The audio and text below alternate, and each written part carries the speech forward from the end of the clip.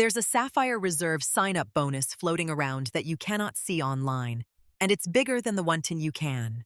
It's Thursday, August 27th. This is Points Wire. I'm Alex, that's Sam, and we're talking points, miles, and the deals worth your Thursday. So here's the fresh one.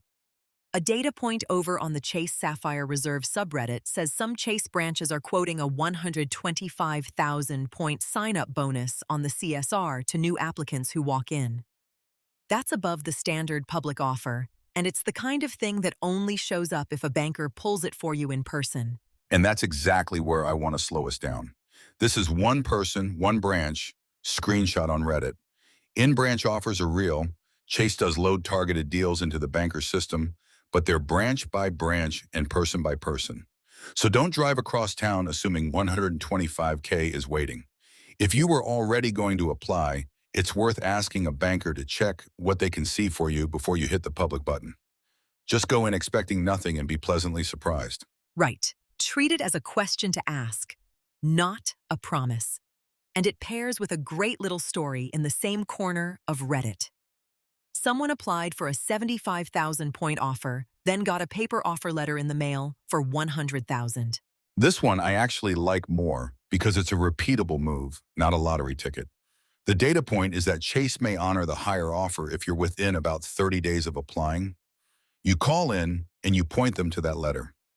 The mechanism makes sense. You have documentation, you're inside a reasonable window, you ask nicely. Worst case, they say no, and you're exactly where you started. So dig through your mail. If a letter quotes a number bigger than what you got approved for, a 5-minute phone call could be worth 25,000 points. Free 25,000 points for reading your junk mail. I'll take it. Okay, switching hotels. View from the wing has a Marriott one that made me raise an eyebrow. The claim is you can pick up 6 months of Marriott Platinum status for about $15. And there's a China angle that shrinks a stay challenge from 25 nights down to 8. Let me untangle that because it's two separate things bolted together. The $15 is the well-worn trick where you buy the cheapest possible Marriott gift card or product to trigger a status match or a starter tier from a partner program, and you ride it for a few months. That part's been around. The newer piece is the reduced challenge.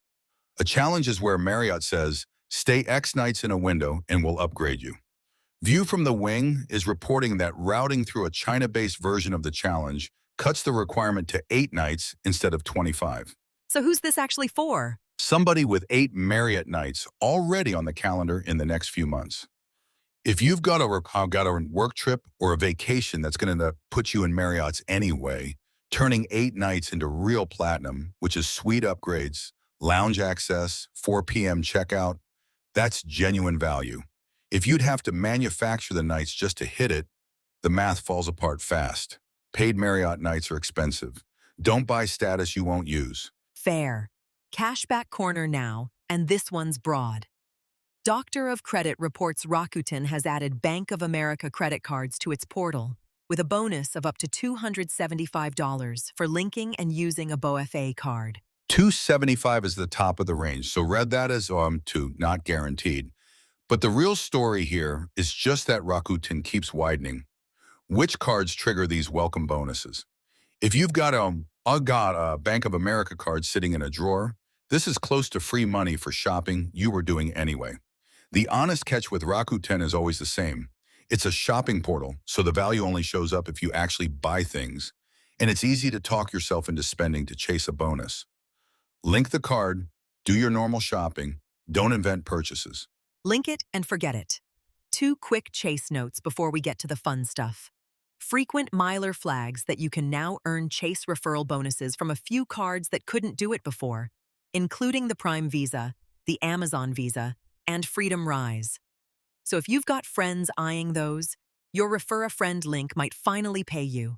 Small but nice. Referral points are some of the easiest points in the game. So it's good to see Chase turn it on for more of the lineup. Just remember, referral bonuses can be taxable income. You may get a 1099, so it's points with a small asterisk. Noted. And an easy win from miles to memories. There's a new Amex offer giving $10 back on an Apple Pay purchase. Check your offers, add it, tap your phone. That's the whole strategy. 10 free dollars, no notes. Add it before you forget. Let's land on something pretty. On the travel side, Award Travel is buzzing about the new Alaska suites on the 787, with people flying a direct Rome to Seattle route and raving about the hard product. And the Points Guy has a genuinely useful read this week on Phantom Award space, which is when a seat looks bookable, but vanishes the second you try to transfer points to grab it. And that phantom space piece is the one to actually read before you move anything. The rule is simple. Confirm the seat is really there in the airline's own system before you transfer points, because transfers are usually one way. You do not want 100,000 chase points stranded in a program chasing a seat that was never real.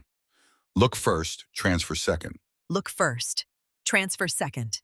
Write it on your hand. That's the show. Do us one favor before you go.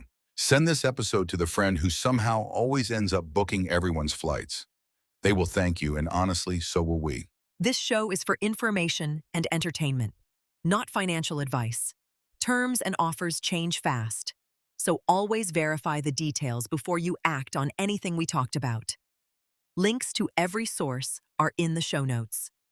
We'll see you tomorrow.